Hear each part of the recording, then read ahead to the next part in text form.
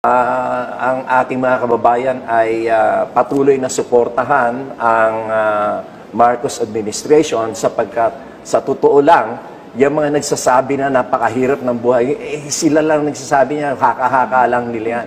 Pero ang katotohanan, magpunta ka sa mga mall, punong-puno. Ibig sabihin, mataas ang purchasing power ng mga tao. Pumunta ka kahit sa mga probinsya, yung mga branches ng mga fast food, Jollibee, McDonald's, punong-puno. No?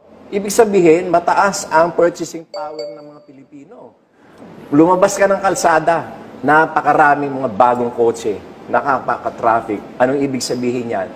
Maraming nakakabili ng kotse, maraming nakakabili ng sasakyan, which means maganda ang ekonomiya.